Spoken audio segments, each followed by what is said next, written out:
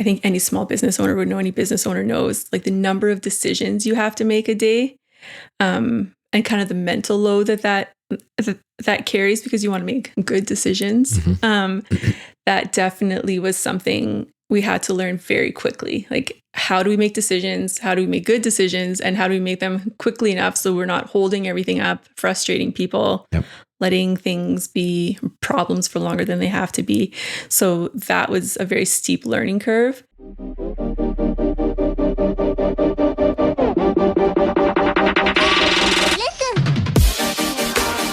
Hello, everybody. This is the Winning in Winnipeg podcast, where we talk to top performing business owners, executives, entrepreneurs, and local Winnipeg celebrities. We get to learn who they are, how they think, and we get to hear their perspective about what's really going on in Winnipeg and their businesses. Today, I have the pleasure of speaking with Dr. Stephanie Van Dyne-Snell, a veterinarian co-owner and CEO of Central Veterinary Services in Oak Bluff. Stephanie has been a business owner since 2012 and finishes off the trifecta of insanity with a marriage to her co-owner husband and raising 3 children all at the same time. Get that right? You did. Fantastic. Hey, Stephanie, welcome to the show. Thanks for having me. So, very nice to meet you. I'm glad you're here.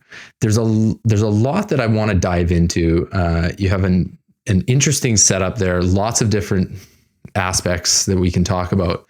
But first things first, tell everyone a little bit about yourself, kind of your origin story. You know, are you born and raised in Winnipeg?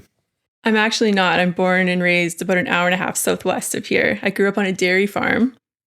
So that's, I guess, likely where I fell in love with animals, near Holland, Manitoba. Yes. Right, yeah. I have some friends from Holland. Do you? Yeah. It's a great community. There's lots of nice communities. The Gowerlucks, they're potato farmers. Okay, They were potato farmers anyways. Yeah. Yes, great family. Yeah. Great people out there. Yeah. No, it really is. Mm-hmm. Yeah, so that's where I was raised, and that's probably where I learned how to work. We had to work from a young age. You know, you always hear the stories about the farm kids and the child labor, and that was definitely my story. Working from a young age. That's actually a very good story. Is it? You know? Like that's the good child labor. Yeah, it is. You know, I looking back, it definitely gave me a sense of like purpose in a way, because you're kind of you have your little jobs from such a young age, and you know, you're 8 years old and you're responsible for something small, but then you can do the whole thing, and then you feel, you know, really proud about yourself. And I don't know, it's just kind of a nice way to grow up, I think. And of course, being outside and with all the animals and everything as well was always really nice. But yeah, that's kind of how I grew up. And then I went to the University of Manitoba after I finished high school. I did a biochemistry honors degree there, and then went on to veterinary school. And then, and then I actually practiced it out in close to Olds, Alberta for a while. And then we moved back here to buy this practice and kind of have been here, for the last 12 years. So I've got a few questions. Yeah. Only cows on your farm, or did you have other animals? It was mostly cattle. We had a couple of horses that we rode, and then, of course, like the dogs and the cats. Yeah. And then like some land as well. So we did some grain farming too. So okay. Yeah. So you went to school, U of M. Yes. And then University of Saskatchewan. Yes. Yeah. We call that God's country here. What? Saskatchewan? Yeah, it's actually quite beautiful. I do love it. I know it gets a bad rap. I'm from Saskatoon. Are you? Yeah. Oh, I love it. Yes. I'm a transplant into Winnipeg. Yeah, there you go. They're very similar, actually. As far as cities go, I find like they're like lots of Winnipeg's just bigger. Good culture, and that's pretty much it. And then how long were you in Alberta?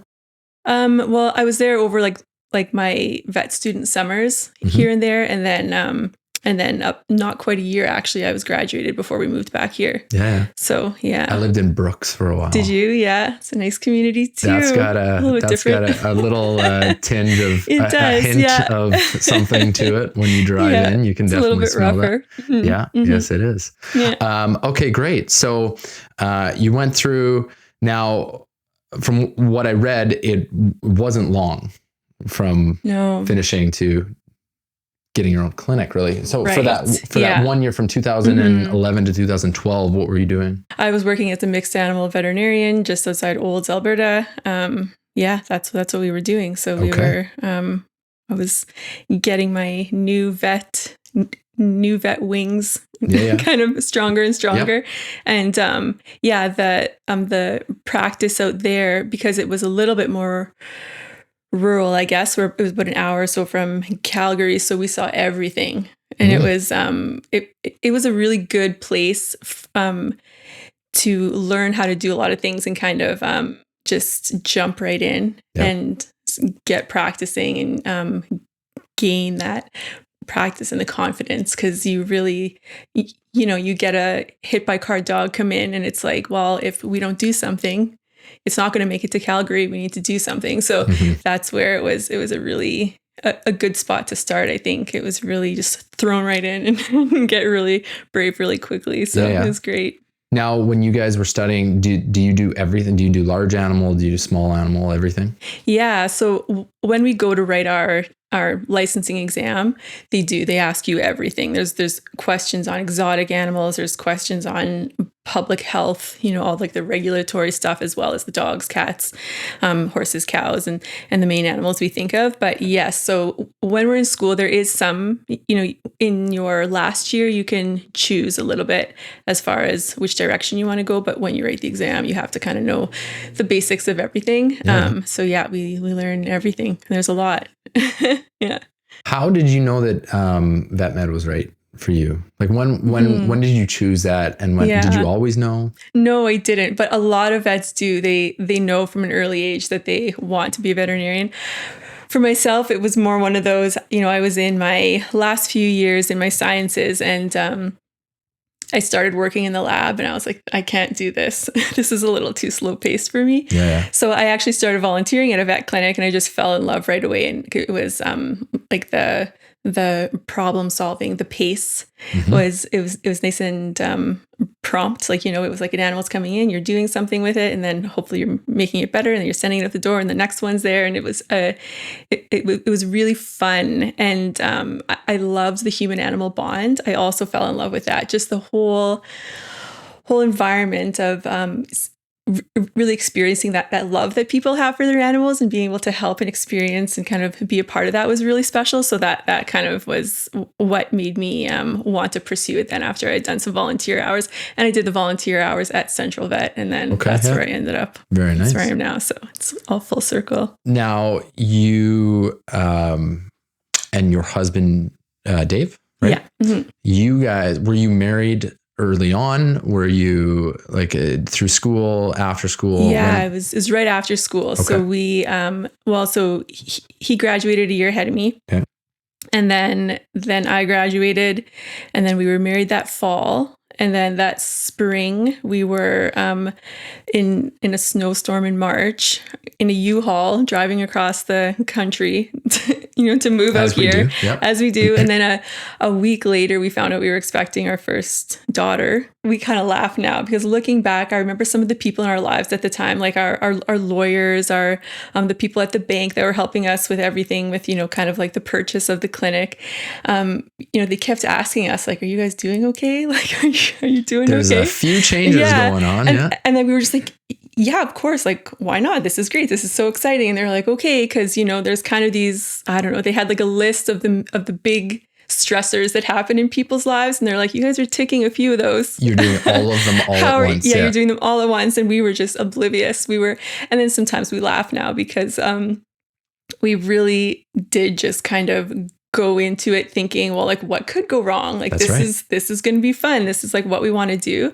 But if we would have known how difficult it was going to be, we might not have done, we might have thought twice. I mean, hopefully we would have still done it, because now we're on the other side of it. And it's like, we're glad we did. Much better, yeah. But it was definitely, looking back, it was a very intense time for sure. No kidding. Yeah.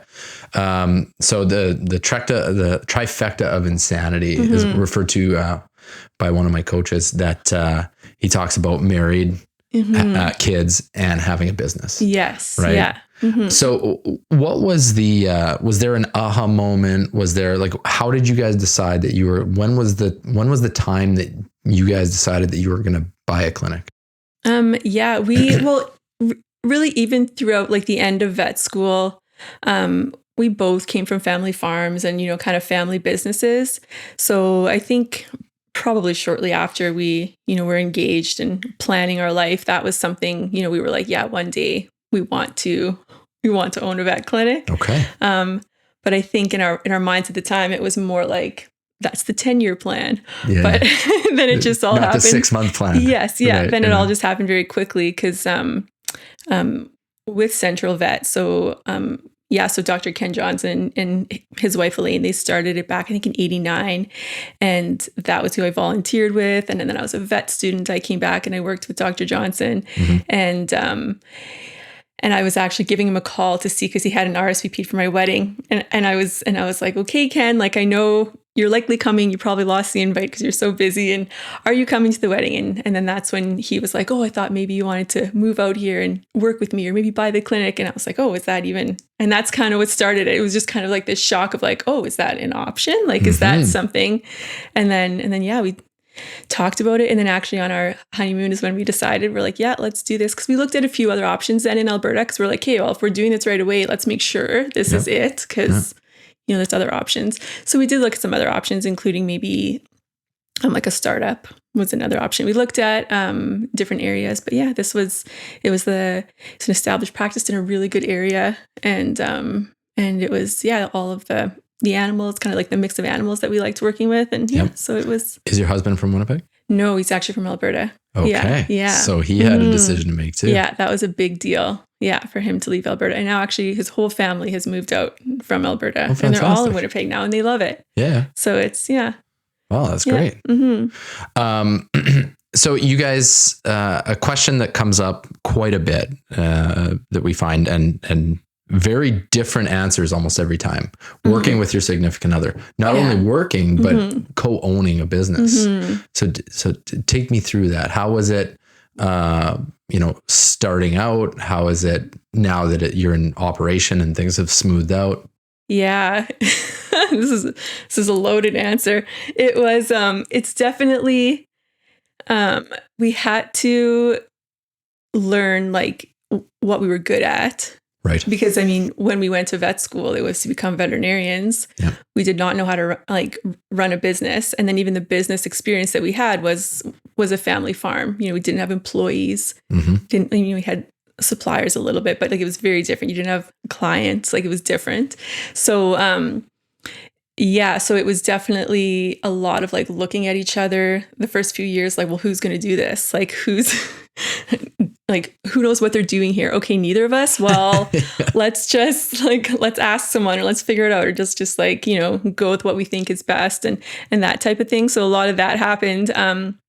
And then when I started, obviously, having the kids, and then I was on a very short mat leaves because, I had to get back into the clinic. But he was like eyeballs deep in the vet stuff. So the vet clinic was growing. At the time, we had just the 5 vets, but the vet we had bought from, he wanted to start finally taking some vacations. So sometimes we were only down to 2-3 vets, especially if I was off on a mat leave. So basically it was, he just dove right into like the vet stuff, and he was just like very high demand with appointments and that type of stuff. So when I would come back from the mat leaves, it was very much like, okay, well, I guess I'll handle, these things with the employees, or, start working on some systems to hopefully make it better so that, we have less fires to put out and that type of thing.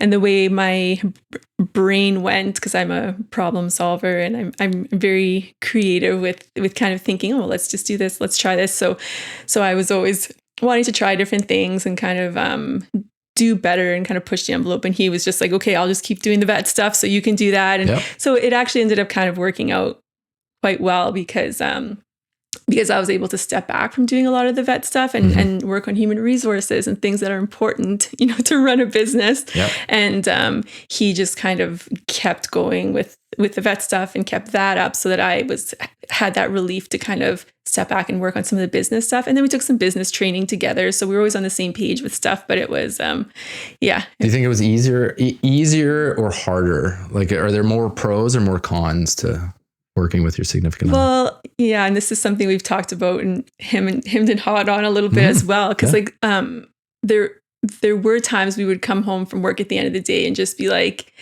how do people that are married, how would they not have a business together and like actually feel like they're on the same page? Because we just, our lives were so intertwined, and it has just been very, you know, we always know what's happening with each other, and we always, you know, it's just kind of, and then at the end of the day, we're just like that much on the same page that it's just kind of, it just makes it easy. So in that way, that's been good. And then, I mean, the difficulties are, you know, you're always butting heads. It's a little bit like you have to learn a little bit within the clinic itself. It's like, okay, together in the clinic, we don't argue.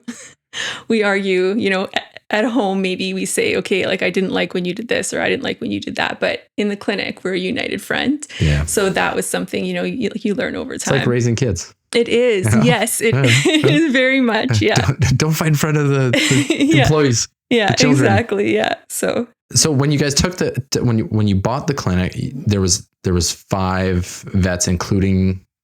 No, there was actually only 2. Okay. And then we came, and then there was a new grad that I had actually worked with. So Dr. Samira, and she's now one of the co-owners as well. Yeah. So she was a new grad coming in. She was a year behind me in school. And then, yeah, so very shortly we were up to the 5, or like roughly 4.5, because the previous owner started stepping back a bit. So yeah. And now where are you guys? Now there's myself plus 9 others. And then the previous owner, he also does some consulting as well. So yeah. Okay. So grown. That's great. Yeah. So 2-part question. Hardest part about first starting out. You guys buy this clinic. You're jumping into this. Never really ran businesses before other than family businesses. What was the hardest part jumping into that? And then what is now the current hardest part? Yeah.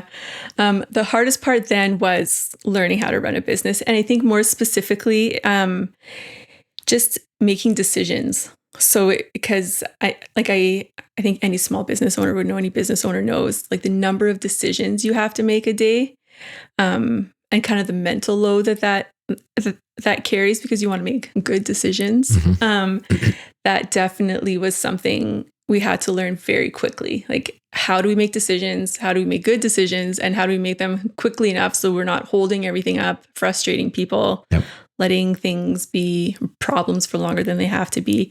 So that was a very steep learning curve. Yeah, that was one of the biggest ones, I'd say. Yeah.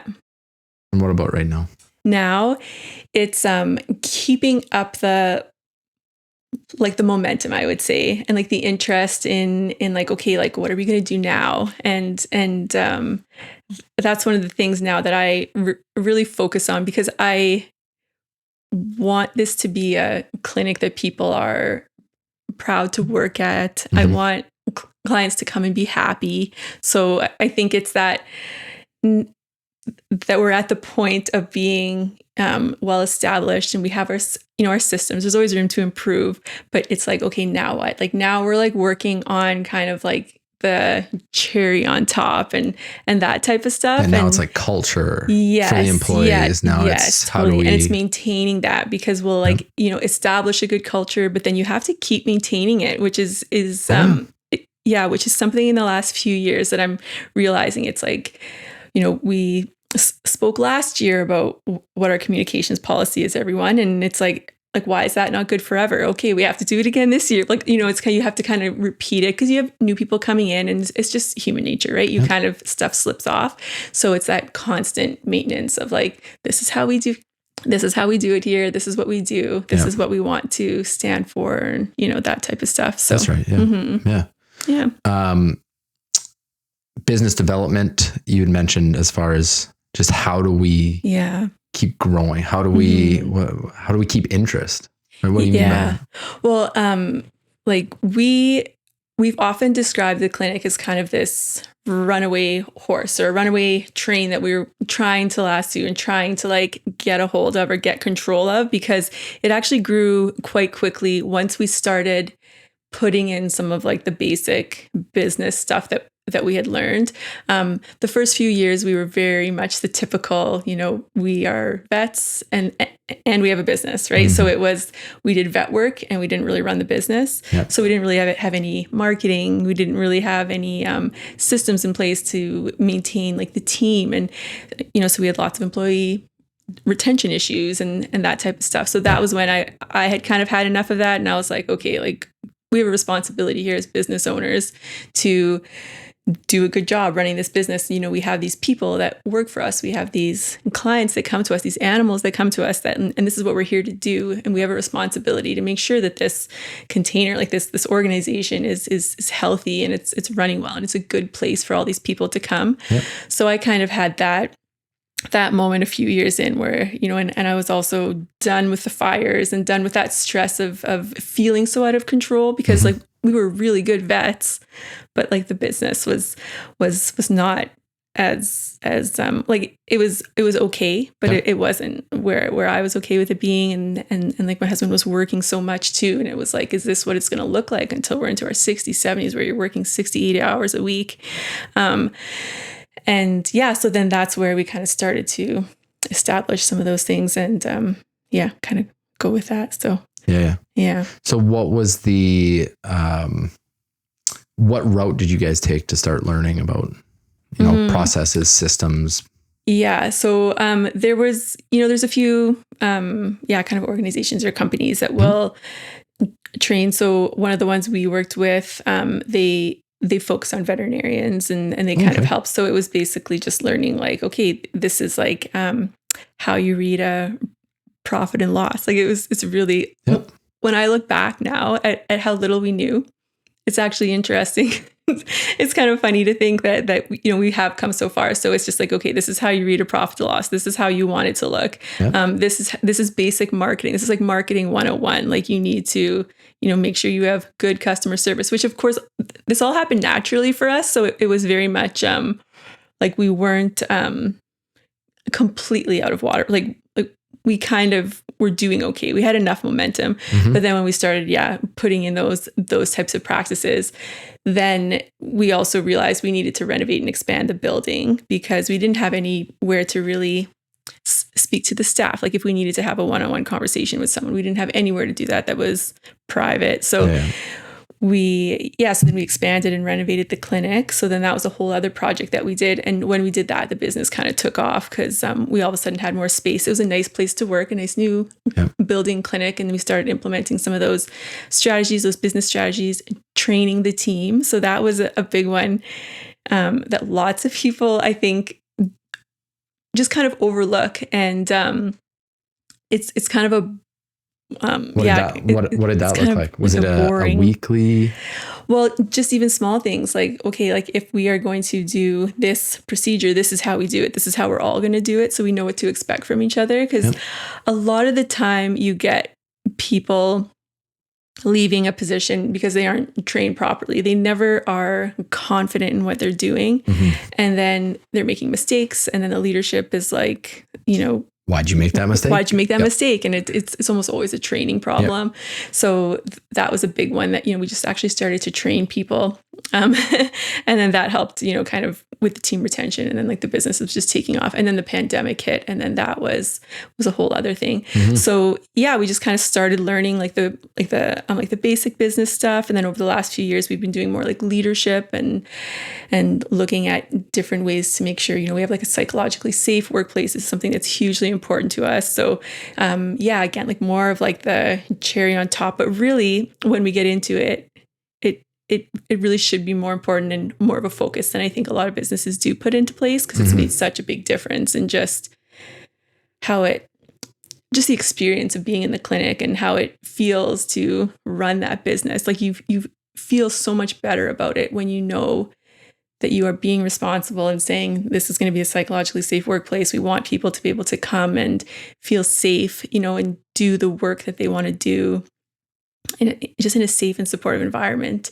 It really sounds like a simple ask, but I don't know. It's just, overlooked a lot of the time. Yeah. So a few things there.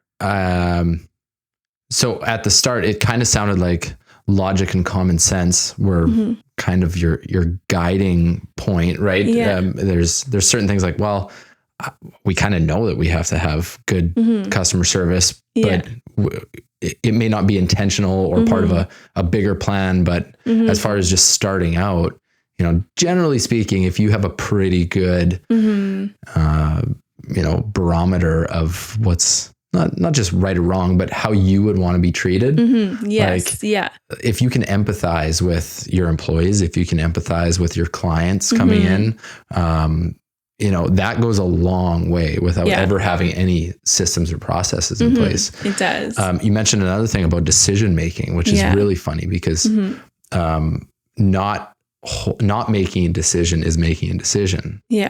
Right. Yes. It's making a decision to be a horrible leader and hold things up and all that stuff. So it's, you're right. It is a very difficult balance of, if I make this, I know I need to make this decision. Yeah.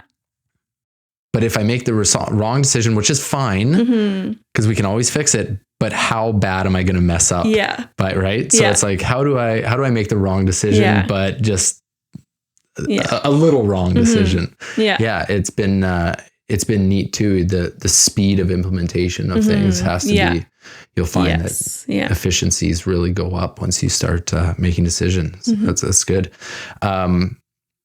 Why do you think that a veterinary clinic could fail? Why would it fail? I think right now, I mean, one of the biggest problems that's facing our industry is we don't have enough vets or vet techs. So there's a major shortage of professionals. So right now, that's the biggest thing we see. The ones that are struggling, they aren't able to retain or attract talent. And so then the owner of the clinic, which has to be a vet in Manitoba, you have to be a veterinarian to own a vet clinic in Manitoba. They end up just doing vet stuff. And then they don't have enough time to run the business, or they're just getting completely burnt out because they're working 60 to 80 hours a week as a veterinarian, and then they're going into everything that they need to do to run their business. So I think like that's why we see the clinics failing that do fail, and they're also the ones that are trying to sell to corporate, because that's a big thing right now, is the corporate takeover of a lot of the private clinics. But then, some unfortunately aren't even able to because they're just too small, and the corporates don't even want to touch them. So it's kind of a sad, and then they just end up, I think, having to close some of them. But it's hard. Like there's a lot of people struggling that own clinics that aren't able to retain and attract the talent. And I think location is one thing, because there's rural clinics. There's like lots of animals out in rural areas, so we need veterinarians out there. Northern communities, it's a huge issue as well. So that's a whole other thing. It's not just up to our industry, I think, to kind of look at that and, you know, look at solutions and help to facilitate the solutions, because you know, it's basically like a public health issue at like, really in some ways it is a public health issue because of all these animals that aren't getting proper care, and then the implications that has on the human populations that care for the animals. So it's kind of a Are locums really big then? They're not that big in Manitoba, but they are growing. Okay. It's a growing field for sure that some veterinarians are choosing to go into, because you can control your schedule and it's a little bit better. And you don't have to live somewhere you don't want to. Yeah, you don't have to live somewhere you don't want to. I'm hoping that the vet industry kind of catches up to what like the human health field is doing. You know, they'll fly in doctors for weeks at a time to the northern communities, for example, but even with human health care, I mean, there's a problem with getting human doctors out into the rural areas as well. So at that point, it becomes, you know, up to kind of the government to step in, and that's kind of what they're there to do. So hopefully we start seeing some improvements in those areas. What was COVID like for you guys? That was intense. So I remember, you know, watching this news coming on, okay, this is going to happen. And right away, you know, we jumped to, okay, well, if this happens, we'll do A. And then if this happens, we'll do B. And trying to kind of anticipate what might happen. So we were thinking, okay, well, if a few people get sick, you know, we'll do this with the team, because like a big concern was, what if the whole team goes down? We see hundreds of animals a week. Sometimes a day we'll see over 100 animals a day for sure. So it's kind of like, where are these animals going to go? Like, what's going to happen? There's going to be the suffering that the animal goes through, and then like the human caretaker, like what are they going to go through to watch their animals suffer on top of everything else. So that was a huge concern of ours right from the start, was, okay, what happens if the team goes down? So we started making plans, but then what happened was, basically everything closed down all at once, as people remember. I remember when the schools closed down, like right after, and then I had a panic attack because I was like, now my kids are home from school. I think we all did. I remember this, like, oh my goodness, they're closing the schools and this is happening. And then just thinking, okay, now I'm going to have to be like managing this clinic with 3 kids at home trying to homeschool. And I was like, how is this going to go? But basically, we kind of, there was kind of like a week or so there where we were like, what's going to happen? But within even a few days, people started to panic buy. So they wanted like a year's worth of their dog food. And so then it's like, okay, what do we do about this? And I think what was unique about our clinic, we have a big team and we have a big client base. Like we have like around 50 employees. So just managing like the communications with the team was a whole thing that we had to, make sure we were on top of, and making sure that we were keeping them calm and like, okay, like, let's do this. Okay. Like, we'll put out a communication that people can only get 2 months of dog food at a time. And because like we couldn't even get the supply fast enough. And then very quickly, there were supply issues, because a lot of the stuff we use in the vet clinic is used in the human medical field as well. So then we were running out of endotracheal tubes, and like the prices skyrocketed on some of these things too. So we're just like scrambling with all these moving parts that were moving so quickly. Then all of a sudden everyone was at home with their animals, and they were like, oh, well, this is a great time to bring my dog that's been limping for a year to the vet. Like, let's bring it in now. Yeah. So we were just inundated. Like, it was just this intense demand that we did not anticipate. And then on top of that, everyone got a pet. The people who didn't already have an animal. Yeah. So the whole, like the COVID puppy boom was just a major thing. And so that was very, very difficult, I would say. But I mean, it's a good problem. It's a good problem, right? So this is where it's like, like I don't want to paint it in like a negative light, because there was a lot of people that lost their businesses. And we were at the point where we like, the team actually rallied really well. And I could probably get emotional thinking about it, because that was one of the biggest things that I took away from that whole, it was like a 2-3 year period there, was all the work we had done to really support the team and get a good workplace like environment and like the culture. And they say, when you do have that, when there is that trouble or that problem, the team rallies together instead of, kind of breaking apart. And that's really what we saw. And I could get emotional thinking about it, like I said, just because like they leaned on each other, and we all kind of like that was the safe place for us to come during a crazy time. Mm-hmm. And like we would even say, like, if you guys don't feel like coming in, they're like, no, like this is what we look forward to, because otherwise we're just sitting at home. Yeah. So we want to come in, we want to keep busy and kind of be here together and see all the animals. And so that was a really big, beautiful thing that kind of came from that, and just kind of really seeing like what is possible when you have that really strong team culture was a really nice thing. But the business grew like really quickly, because we had hired a vet right at the start of the pandemic. That was already kind of in the plan, but right away we were like, we need more. So like we very quickly hired 2 more.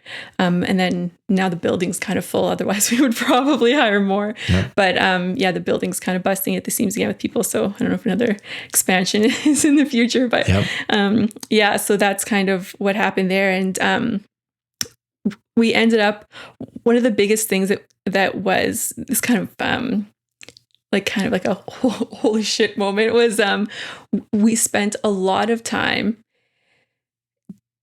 trying to figure out how to turn people away and triage, because we were just so busy, and there was lots of clinics that weren't taking new patients. We did our best to try to make sure that that we could. Like we had hired a few new vets, and we were able to hire vets. Other people were trying to hire and they couldn't hire. We were able to.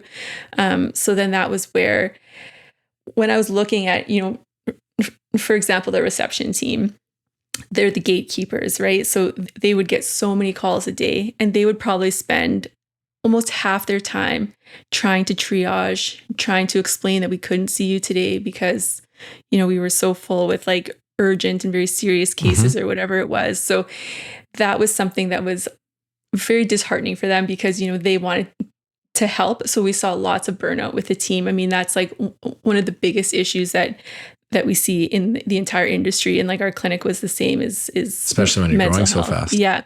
You're going so fast. And it was relentless. Like the demand was relentless. So it was very, we spent lots of time just trying to support the team through that, trying to keep up the communication with like the public and like the clients that had been with us for years, right? Trying to make sure that we still had time for them. But then there was all these new clients too that needed help. And so it was a very intense time, and we learned a lot. We learned so much, but now we're kind of waking up from that and being like, okay, like now where are we at with some of this stuff? And let's kind of get back to kind of a more normal. Oh, the craziness is done. Yeah. Okay. How do we grow again? Yes. Yeah. Or even just, heal a little bit, no, that's like fair. There was definitely, and I think we're kind of coming out of that now, but I would say, 2023 was a lot about healing, honestly. Like even just, we had a lot of team members that were saying like, this isn't the profession for us. Like we cannot do this. This is just too hard. It's just a lot. So, but now they're kind of like, okay, no, I think we can do this again, just because it was just the demand, the pressures. Yep. So do you find that you guys slowed down, or you grew in a way that you could handle it better? We were able to become more efficient. So that definitely helped. So I guess a few things. So we have become more efficient. Things have slowed down a bit. I mean, when everyone was getting like the puppies in that first year, often you see a puppy like 5 times, but once it's over a year, usually you're seeing it once a year, maybe twice if there's, some kind of medical thing. So that definitely, kind of that way. And then there are some people that did give up their dogs and their animals that they did get over the pandemic as well. So that's the thing. And then the other one, I think probably a lot of people are seeing just consumer spending is, kind of down. So people are less likely to bring their animal in unless, they're really worried about it. They'll wait a little bit longer at home, which is sometimes works, sometimes doesn't. So not buying a year worth of dog food. Yeah, exactly. Or maybe they're holding off on, their spay and neuter until a couple of years old, like whatever it is. So so we're seeing like a decrease in some of the services that we had seen spike during the pandemic, like the spays and neuters of the dogs. And now we're seeing those kind of come back to pre-pandemic levels. So now it's just kind of going back through our old stuff from say 2019 and kind of dusting that off and being like, what was it like before the pandemic? Oh, right. This is what it was like. This is how we scheduled things. So it's neat that once you kind of get your feet under, and I'll say this from experience, actually, once I started getting my feet under myself and feeling like, okay, I actually do know this stuff. I'm becoming more proficient at it. It definitely turns to more people focused, and your people, especially as far as like, how do I support the employees better? How do I make your life better? Yes. And not only, and it's one thing too, you talk about mental health. I think that how people's lives are outside of work definitely affects how they are at work. Right. So I always tell there's, maybe 6 months of just, okay, you're not going to know much. We're learning a lot, make mistakes. We'll go from there. But after about 6 months to a year, and then after a year, it's a lot about like, okay, well, maybe we need to start setting some personal goals. Right. And let's get some, not just confidence outside, but like, where can we grow outside of work so that, we're making your life better? Because that's how I want everyone that comes in here, and we're still pretty small, to, be a better version of themselves. If they do leave, or if they're staying, great. Let's let's get you even bigger and bigger and bigger. I love that you said that, because that's actually this last year and a half healing from the pandemic. We looked at our whole mission, like what is our mission at Central Vet? What are our value statements? And that's what we came down to. We're like what are we doing here? And it's like why do we show up every day? And that's what it came down to. It's like, we want to improve people's lives. And that was it. And it's just like, right when we said it, it was like, that is why we are here. This is why we're doing what we're doing. We want to improve the lives of course, the animals, like our patients, our clients, like the people who take care of the animals, obviously. But then, we want to improve the lives of our whole team, like our employees. And that has become something that is like very important to us. And it's become a huge focus. And just like you said, it goes beyond, like, we just revamped our performance, kind of assessment system, because what you incentivize is what you're going to see, and what you kind of like the behaviors that you're going to see being put into action. So it's like, what behaviors do we want to see? How do we start seeing that? And you have to train people on them. Like, you can't expect someone to. Here you go. Yeah. You can't expect someone to be like great at communication if you haven't said, like, this is how we want you to communicate, and kind of done an assessment, like where are you at? Where can we help you? Where can we like manage any risks that are there? And where can we lean into those strengths? So we do a lot of that too, is looking at what are your strengths? What actually do you like doing? Yep. Let's make this job more meaningful for you, and, kind of help you be more engaged in your work, because then, like, that's where you're going to thrive. And that's something we've been able to do, because our team is so large, is we do what we call like lots of, job crafting is the name of the exercise that we do. Okay. And we basically just look at, what do you like doing? What do you not like doing? And if you don't like doing this, that's fine. You don't have to do it because this person loves doing that. So let's just get people doing what they actually like doing. And that's what's better for them. That's what's better for the actual patient, our clients. So we've seen a lot of success just like looking at strengths and instead of always like really focusing on people's weaknesses and being like, why aren't you better at this? Just being like, okay, well, you're not great at that. Let's manage any risk there, because that's also important. Yeah. But like, what are you actually good at? Like, let's do more of that and help you develop in those areas, because that's where you see people really coming along and really shining in what they do. So that's become really important for us, for sure. Yeah. So strengths and weaknesses, you mentioned coming in, you and Dave were trying to figure out really, what are we good at? What can we do? Take me through, how you guys, COVID skyrocketed you guys. Yeah. But from 2012 to 2019, take me through how you guys were finding clients, how you were marketing, advertising, anything like that. What were your thoughts on that, and how has it evolved? Yeah. I mean, we always wanted to do a really good job. And I think that's always one of the best ways to market, is just make sure you're doing a good job, because then word of mouth, right? And that transparency, like, and that, kind of alignment throughout the whole company has always been really important to us. Like, we're kind, and we expect other people to be kind. We want our clients to be kind. And it's just that, kind of alignment as far as that can sometimes be the best marketing strategy, is just that people know what to expect from you, what you say you're going to do, you do. That's called integrity. It's called integrity. Yeah. It's just very simple. Kind of whatever marketing rules. But we did definitely make sure we had like a reminder system put in, all of kind of like the boring things, but also the important things. Cause I know myself as a busy mom, I love when I get reminders. Yeah. Cause I know some people, they're like, oh, we don't want to annoy people. I'm like, no, bother you. I'm like, honestly, I'm going to forget. I'm going to forget. Yep. I need my reminders. So it's like that. Yeah. Like really sharing those perspectives amongst the team, so that, they kind of think, oh yeah, someone else might like this, if like, or whatever it is. So that's kind of been, so we do that.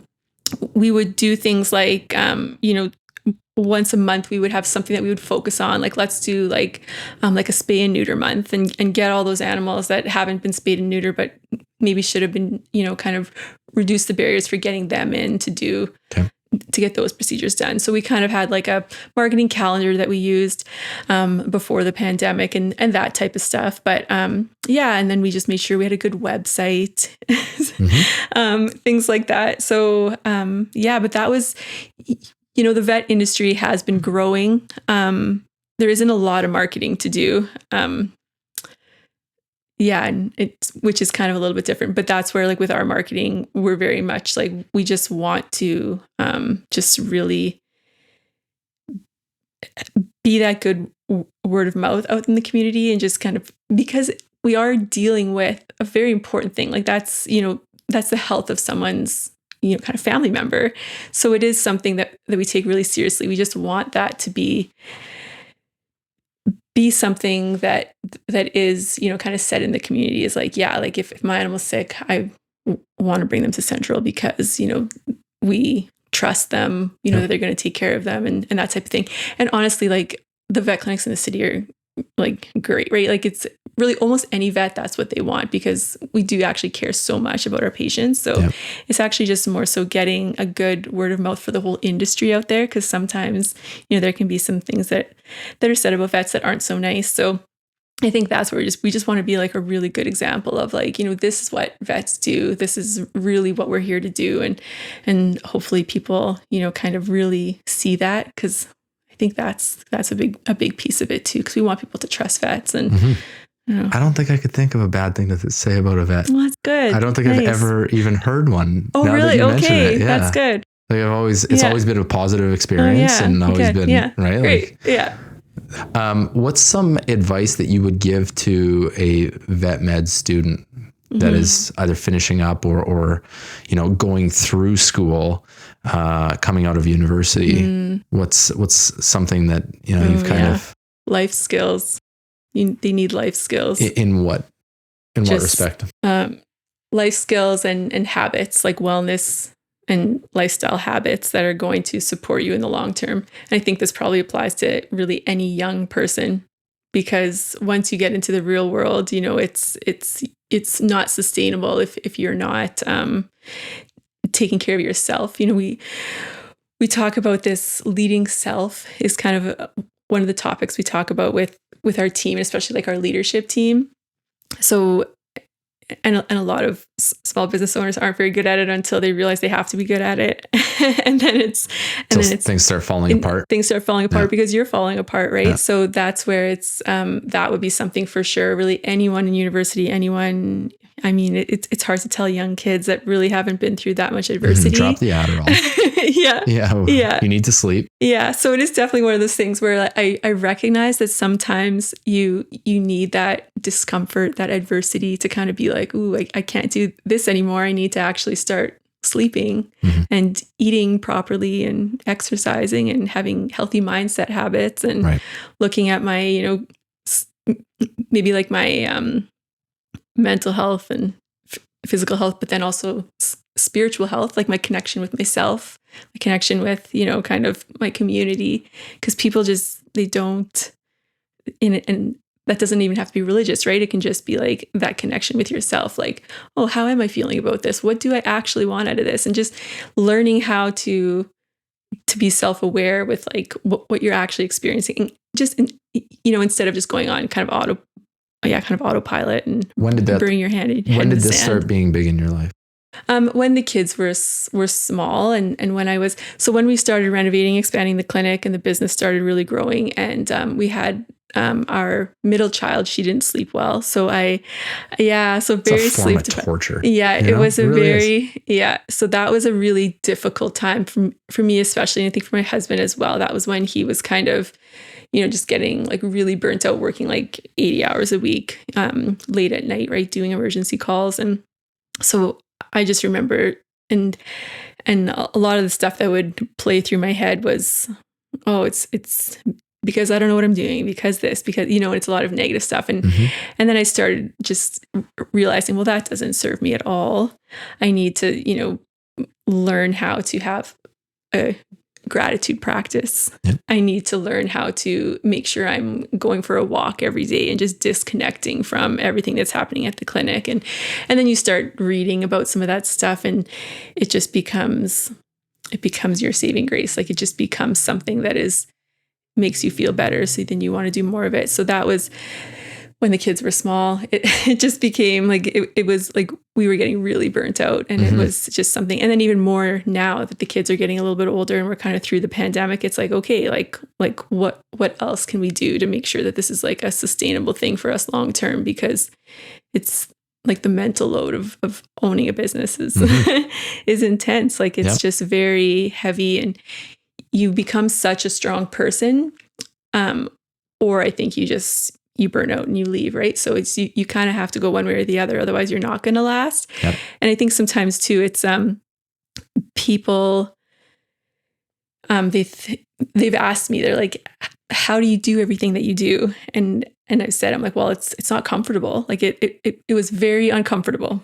And that's the truth. It was, but I can do more now and feel, healthier doing it because of a lot of the, like those life skills, that you learn and you have to learn. Otherwise you would have to leave.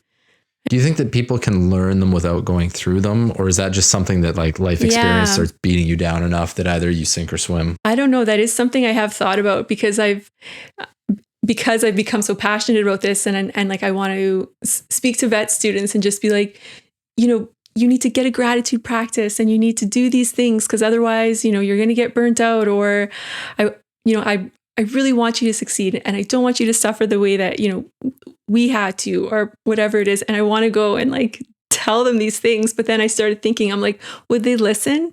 That's right. Yeah. Because there's not enough discomfort in their lives yet, maybe for them to think that that's real. That's right. We had a wellness class in university when we were in vet school. I remember there was a wellness class and I was like, I don't need that. I'm fine. And then like 5 years later, I was like, ooh, shoot, I should have taken that wellness. I should have taken that wellness class. I read my notes from it and the half a page that I took all semester was fantastic. Yeah. Cause I was doing green vet school. It was so fun. And then and then you're in the real world and it's like, wow, I could have probably used that mindfulness class that they taught then, but yeah.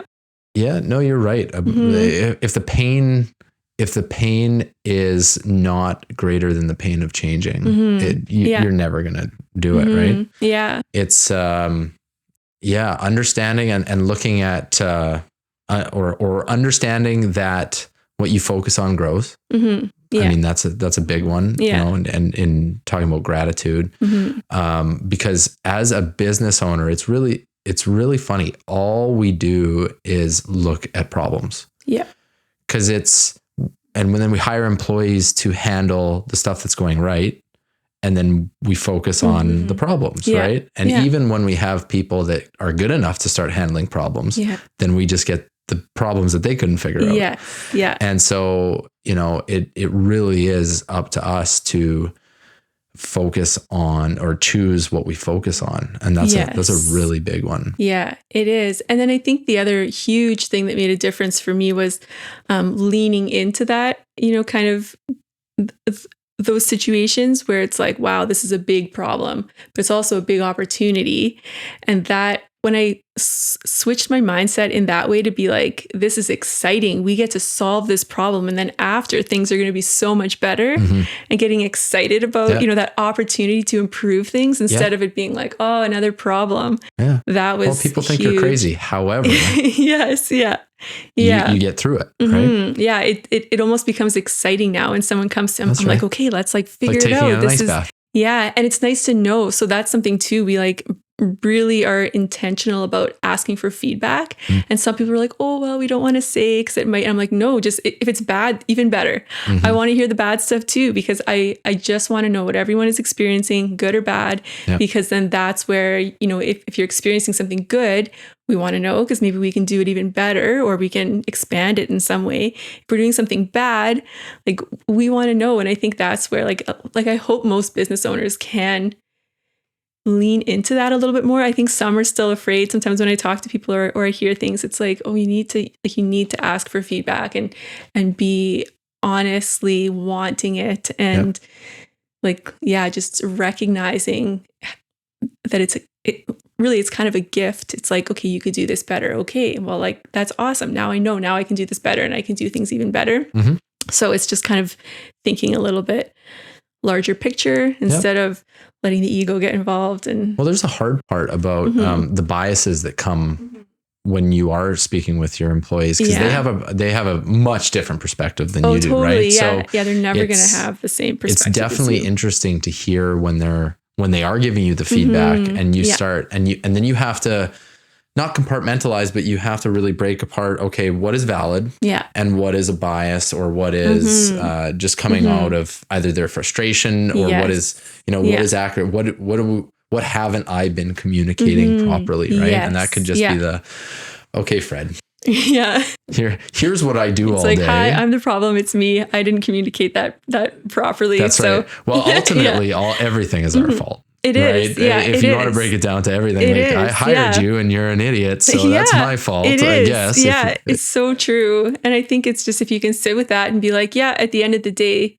this is all my responsibility. Yeah. So there's really no point in wasting energy and being like, well, they did this and they did that. Like, it's just... That's right. You either fix it or you fire them and you move on. Yeah. Right? Yeah. And and learn from it. That's right. So that you're not doing the same thing over 100%. And over again, ideally. But yeah, it's so true. So you guys are out in Oak Bluff, just outside of Winnipeg. Is it, do you think it would be the same being in Winnipeg as on the outskirts?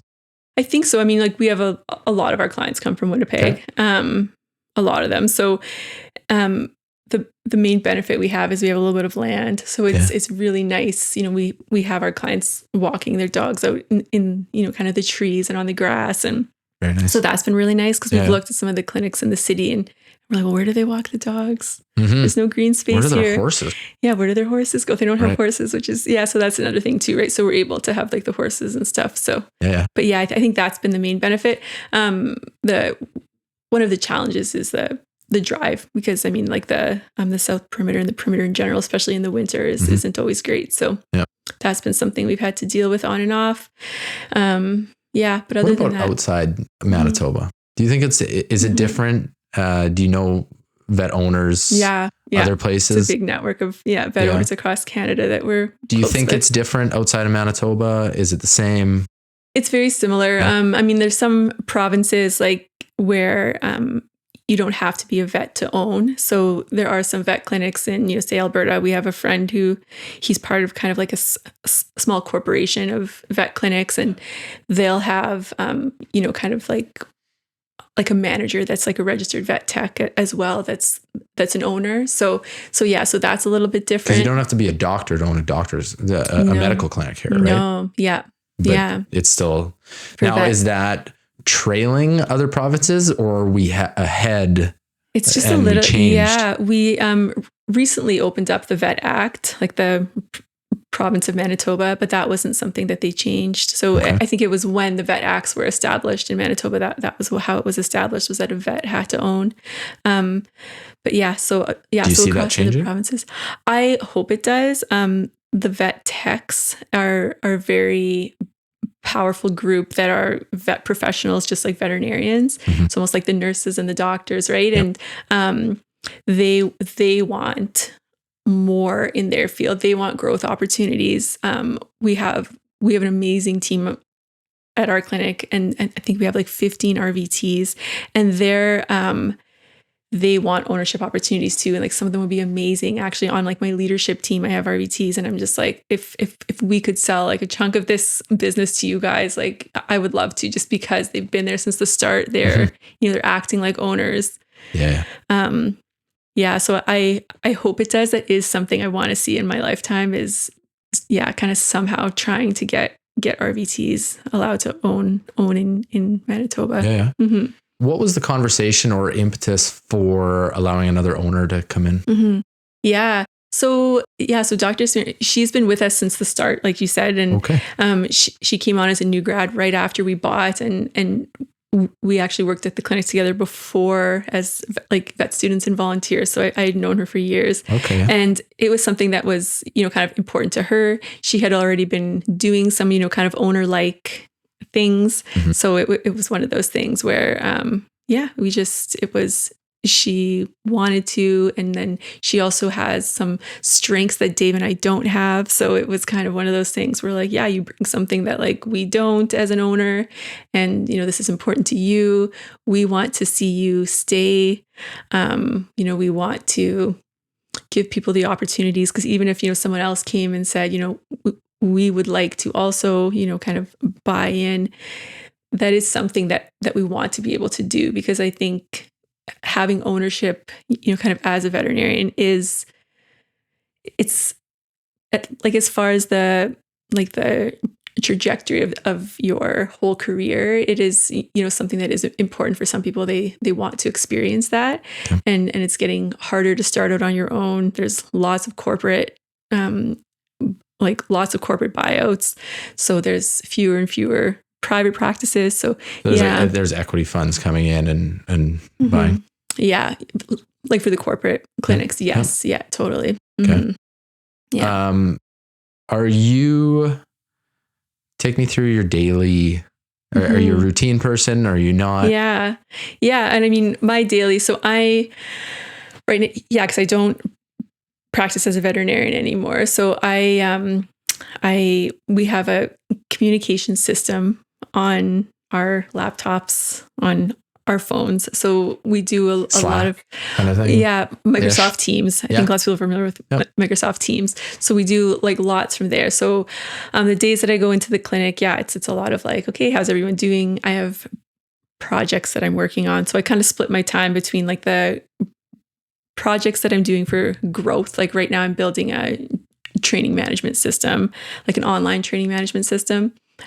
So just kind of, learning how to build that. I was going to say, could you have said that 12 years ago? No, I know. And we actually just did it like a whole online store as well. So that was something that we did at the start of the year. So it's just always learning. So those types of projects are things that I'll work on. So that's kind of what like half my time is to do that. And then the other half, it's just, I have an amazing team that I've kind of put into place that like works on kind of like the major areas. Like one of them does large animal medical services, so like the horses and the cows. So she kind of manages the large animal team, and then we have like the small medical services, and so she kind of makes sure that like the surgery, the dentistry, the small medicine, and all of that is like flowing, and everyone's trained and doing things like they're supposed to. And then we have like our marketing, and then we have like our kind of administration and IT, HR. Mm-hmm. So I just get to kind of see what they need from me. Yeah. I kind of organize the meetings. So I like, kind of,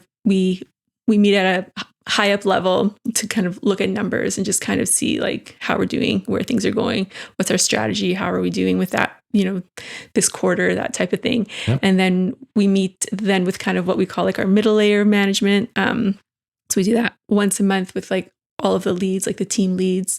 So we have, like a lead for the assistants, for the RVTs, like the techs, the doctors, the reception team, the office team, the inventory. So we meet there. So I kind of run and organize those meetings. And usually there's a component of some training, but also just, Kate, like, what do you guys need? Let's collaborate, work together. It's a whole other thing when a team gets larger. So that was something I had to learn, because when our team was like roughly 30, we didn't need that middle layer of management. But as our team grew, I was like, well, we need more focused leadership, because things were starting to fall through the cracks. So that's kind of what my workday looks like now.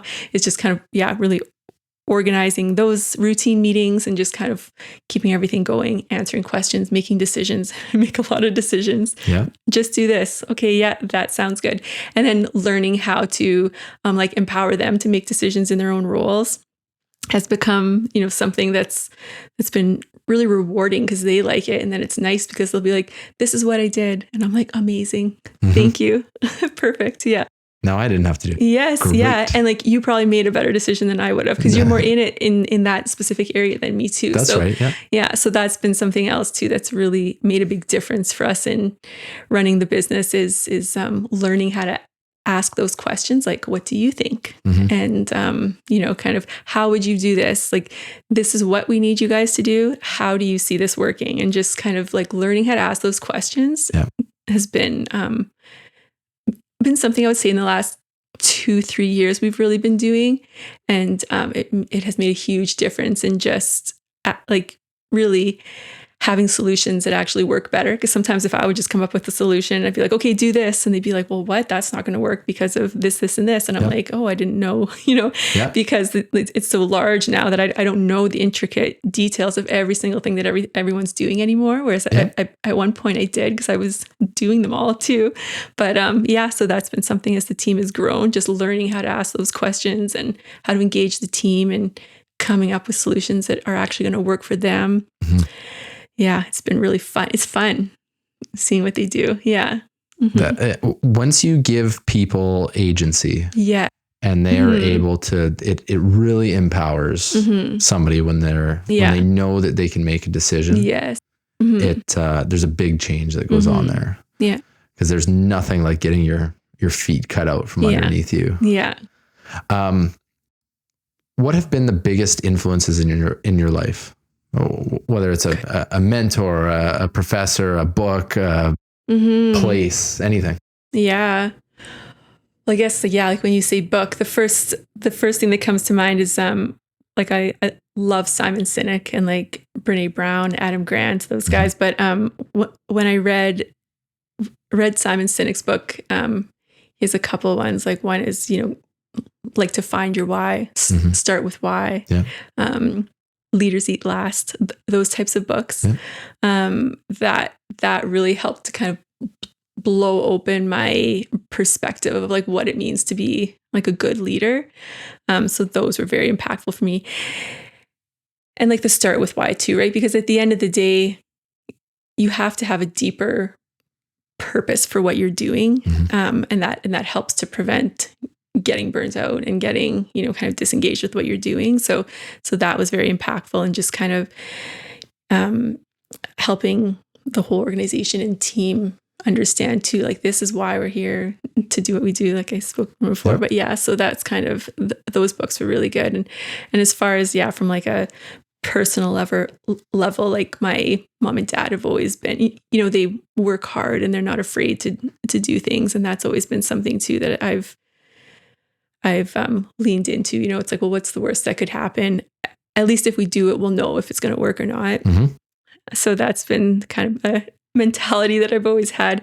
I have a greater fear of not knowing than I do of not trying. So that's, always been something that has really helped me, I think, make the jump when maybe others wouldn't. I think, because like that's the comment I'll get sometimes. It's like, oh, you're not afraid to do these things. Like, you're not very risk averse. And I'm like, I'm not very.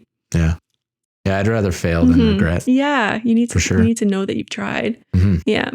Well, I was on the fire department here for 11 years. Wow. Yeah. And then that was enough. Yeah. Like it was just, there was something else being like, okay, this is enough. Mm-hmm. Let's go do this other thing. Yeah. Or and I'm like that things, too. Plural. I know. And that's my, so when you're asking my day-to-day stuff, so now I am back taking courses because it's like almost like, okay, well, now I feel like I know how to run a business. I feel like I know how to lead a team. Of course, I'm still learning. I'm not, of course, 100% perfect, and I never will be. I'll always be learning. But I am like, I want to be able to help and like lead people even beyond the clinic walls. So I'm doing my like professional coaching certification now as well. So it's just so I'm doing the high flow coaching through the Flow Research Collective. Okay. It's like a fascinating, like neuroscience backed, basically like how to perform your best. And it's also like well-being focused as well, because you perform your best when you're your best self, physically, mentally. So so that's who I'm doing it through. So that's what I'm doing now, and hoping to bring some of that stuff back to the team, and then maybe the greater industry as well. Like when we're talking about vet students and stuff too, it's like, how can we give them the tools to actually succeed so they're not getting burnt out, because it's just such a huge problem.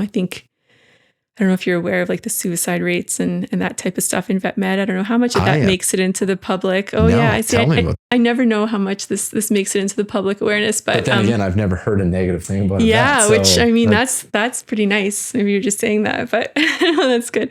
I'm not even just saying that. No, that's good. I'm actually glad. So maybe we're making headway, because for the longest time it was like vets are just in it for the money, and it was like, what?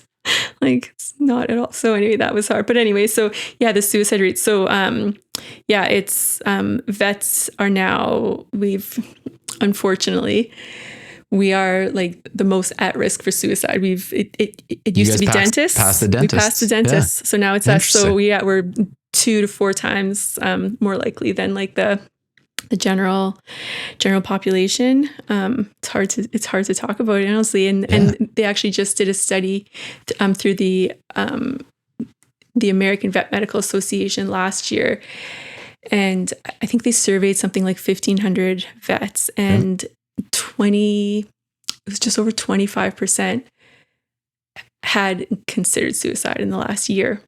Crazy. It's so sad. Why is that? Why?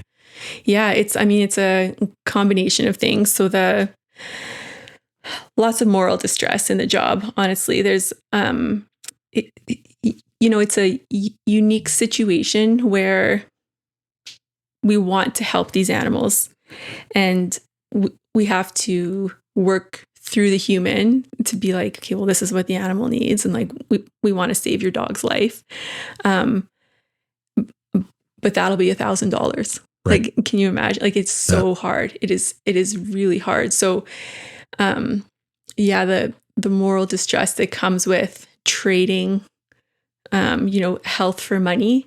And I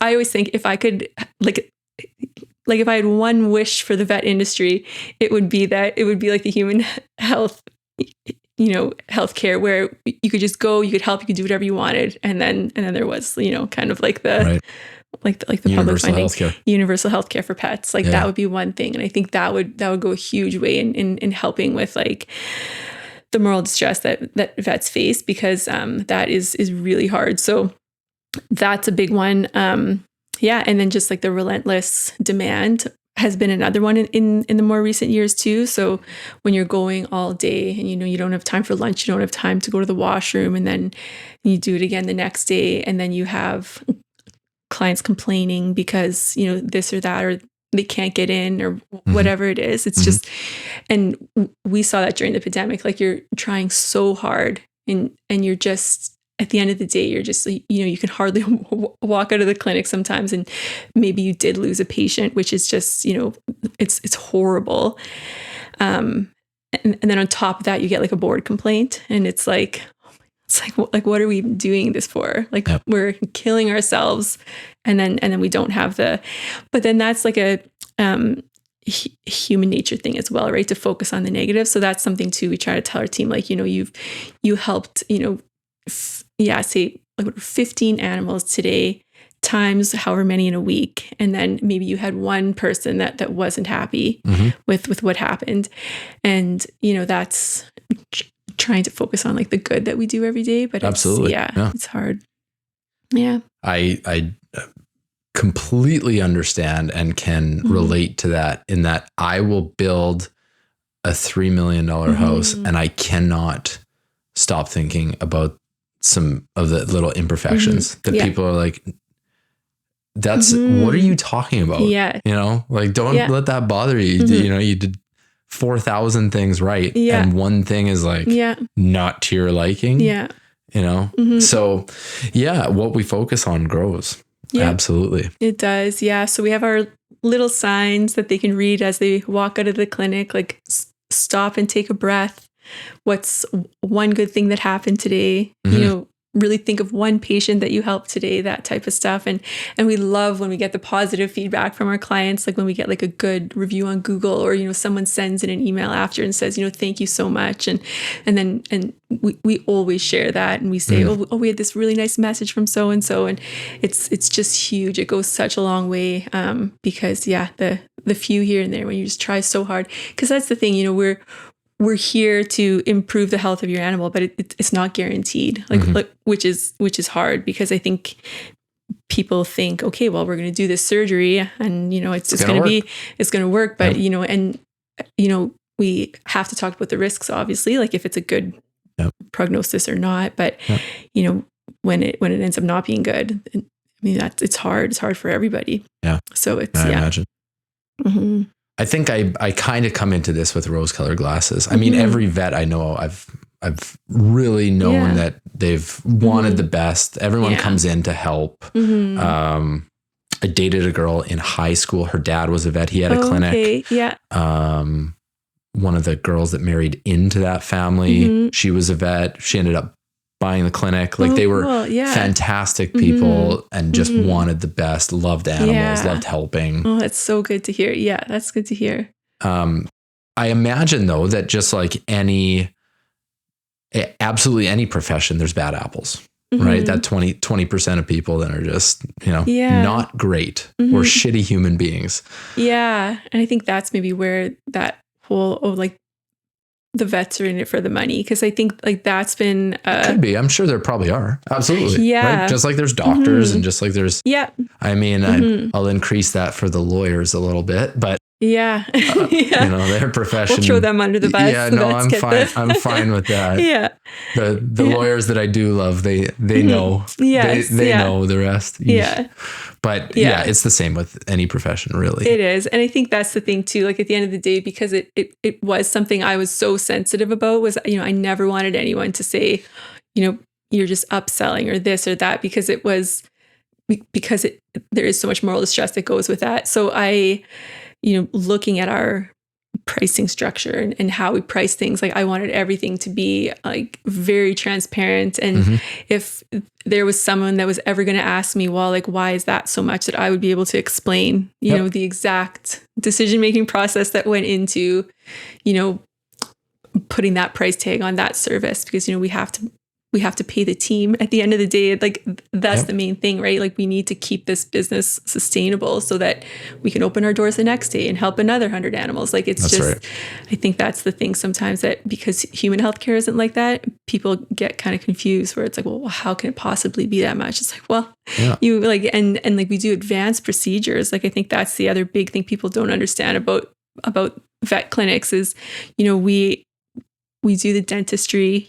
We do advanced dentistry, like we'll do extractions and like removals of, say like a mass, like a tumor in the mouth, like we take that off.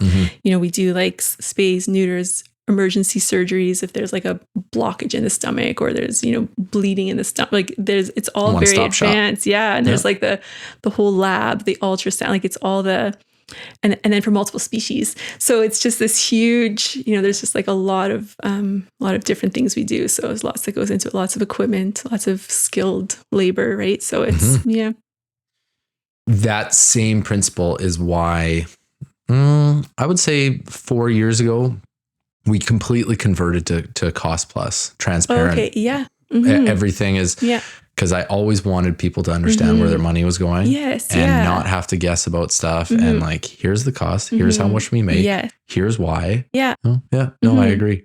It's great. Because I think when you don't do that, because I think when you are transparent, then there's nothing to hide behind and you can sleep better at night instead of saying, well, this is the price and we're not going to explain why. Then you just feel, I don't know. And then even the team, they have a hard time getting behind it, right? So it's just better to be transparent and kind of unapologetic.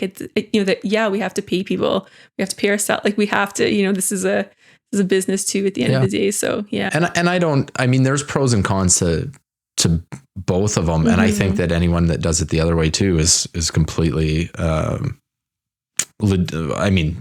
has the right to do that and unapologetically as well. And if people want to go with that, they're cool. That's so true. That's that. And that's their prerogative. As far as, I always think about that old adage about the guy fixing the thing, and he comes in and he taps it with a hammer once and asks for $5,000. And they're like, well, you didn't pay me for fixing it. You paid me for my 20 years of experience. Right. Yeah. So there's also that perspective as far as just like, I think that we as business owners have to really think about what we care about and how we sleep at night and what's important to us. Yeah.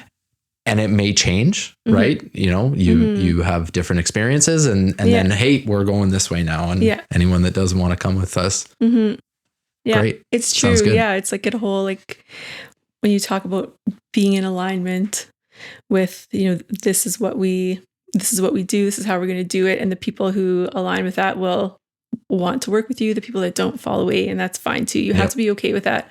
Otherwise, you just are trying to make everyone happy, and you can't. So, well, that conversation goes along with values, and that's my next thing too. Is how important are values, and is that something that you found early on, or is it something that came within the business training, or forcing you to figure that out? Yeah, I think more in the last 2 years, I would say we have like our official, these are our value statements. But very early on, we kind of knew like these are our personal values. This is what we want to instill in the business, and that had to be kind of in alignment all the way through. Because if we're kind, and we had a receptionist that wasn't kind, or a client that wasn't kind, it was like, we don't do that here. It's not working. Yeah. So that became very early on how we made decisions. It's like, this is what we do here. You're not doing that. Either you start doing that, or you can't be here. And then more officially in the last couple of years, we're like, we need to get our value statements down. Like, what are our value statements? And then that has strengthened our ability to make decisions and align all of our decisions with those value statements, and like our mission statement, like that much more. And that's been a very powerful exercise in just letting everything else fall away. And even when we do our strategy now, it's like, okay, like what aligns with this? When we choose to work with certain people, like, we have certain rescues that we work with, for example, or different kind of what are fundraising activities that we'll do. And it's like, what does that organization stand for? Do they align with what we align with? And then so it's just, that's been a really, if there's like one thing I hope all business owners can do, is just get that in early, because that took us years to get in, and it would have been way easier to make decisions more quickly and confidently if we had been like, does this align with our mission? Does it align with our values? Yes or no? And then it's so much easier to make your decisions, and good decisions, and strengthen that, and to train your team around those decisions. It makes it so much easier to explain to someone, we can't have you do this because, it's not kind and compassionate. And that's one of our core values. And that's what we do here.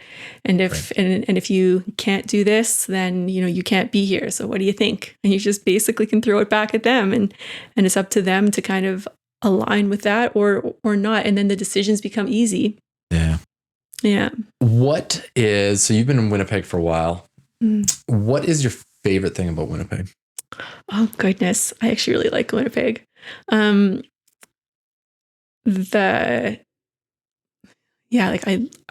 love the culture. I find, because I did live in Alberta for a bit, and like we would go into Calgary, and it was like, where's the culture? Like, this is such a young city compared to Winnipeg, which has like a little bit more of like it has like the street, it has like, kind of Osborne. I love Court, and I love going down to like Academy. I don't know. It's just kind of like the culture and like the history of the city.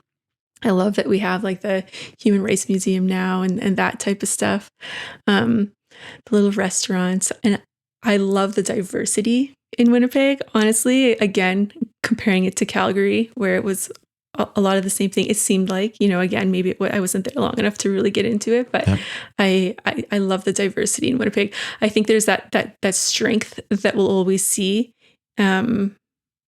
Kind of within the city, and our ability to kind of stay strong during, kind of maybe economic difficulties, or during the pandemic, or whatever it was. I feel like there wasn't a lot of panic, just because it's like, oh, well, there's that, kind of that, you can always look into different areas, or there's the other options for work, for example, for like the younger population, or whatever it is. So I don't know. That's something I've always thought that was a strength of Winnipeg, for sure. Yeah. So I'm going to let you think about this while I go through this new part of the show. Okay. It's newer. We'll say it's called the winning shout out. Okay. So the winning shout out goes out to anyone, or anything, or any business, or anything around Winnipeg or in your life that you want to give them a shout out, that's either absolutely killing it, helping you out, that, you don't think that they get enough recognition or anything like that. So I'll go first. Okay. So huge shout out to Flag Football Manitoba, who my 9 soon to be 10-year-old plays in. Amazing organization. All of the benefits of football, very little of the risks. It teaches them so much stuff. My son, when he first started, one of his first games, he was bawling, and one of the directors came up, and it was an older gentleman, and I actually couldn't access the fields, and I saw him talking to Emmett, and within probably 5 minutes, Emmett ran onto the field and started playing. Like, just fantastic organization. They're growing really fast, and some great sponsorships coming through the pipeline that's going to even skyrocket them more. So I just love it, and he loves it. So it's fantastic. Awesome. Sounds good. So, not to put you on the spot, but if you can think of anything that you would like to highlight, the floor is all yours. Sure. Well, I guess since I'm in healthcare, I have to talk about my now friend, and she started out as like my business consultant and like a coach of mine. So Amy Oliver. Okay. And now she has Amy Oliver and Co. And she has helped me personally and our business immensely in the last 3-4 years. Is she local? Yes. Okay. Yeah. She's from Winnipeg. Beautiful. She's a pharmacist. She used to own a Shoppers, and then she worked for corporate Shoppers, and then she left to do her MBA, and now she has this healthcare leadership business, and she consults and she coaches and she helps veterinarians and pharmacists, medical doctors, kind of all the different fields, and her main focus is leadership and healthy organizations. And she's a really good example of leading from the heart, which I love, because it's just like, well, like, what are we actually doing here? Making things better, making things a better place. And so, I would love to shout out Amy. Big thank you to Amy Oliver. She's been, she's helped me and so many others. So definitely check her out. It. Well done, Amy. So you knew you were coming on, probably gave it some thought. The phrase, you don't know what you don't know. I may not have asked you something that you either wanted to touch on or highlight or showcase or anything like that. Yeah. Is there anything that we can talk about, or that we can, that would help you guys in any way? Oh, goodness. Yeah, I think, well, I guess we touched on it briefly, was just the mental health problems that the whole industry is facing. And I think it's very common across the healthcare industries right now. So that is definitely one, I think, is when we think about the vets and just how we can support them. And that's always something I hope that I just want people to know, so that they understand that it's like, we're people too. We are just doing amazing things behind the scenes that you don't always see. But then also, like, when you're coming in, we just love that encouragement that we do get. It goes so far. And then just when there are the times when maybe something doesn't go, the way that you want it to go, it's just to speak to us, like, actually ask, like, what's going on, because we want to maintain those healthy relationships and just that healthy working relationship that we have with people, because, like, at the end of the day, we're all in it to, like, help the animals and like to see them get better and do well. So that's maybe one thing, just because I think a lot of people don't realize that's been a big struggle in the industry. And it's a lot of the work that we do at Central too, is to kind of show how we can, like, work on that at, like, an organizational level, and then hopefully be an example for other clinics and other healthcare fields on, like, how we can support people, like, while they're at work. Yeah. So that's probably one of the ones. We'll need t-shirts made. Hug a Vet Day. Yes. Amen. There we go. November 27th. Oh, I love it. Perfect. Hug a Vet Day. Nice. Okay. Great. Well, this was fantastic. Thanks for coming here and sharing your experiences. And I know that there's people that listen to the podcast that are maybe they know somebody that, you know, is going through vet med or wanting to start a company or a clinic or anything like that. So I'm sure that's invaluable to them listening about some of your struggles and successes here. So I'm really happy for you guys. I'm glad things are going very well. Yeah. And you are welcome back anytime. Thank you so much. Thanks for having me.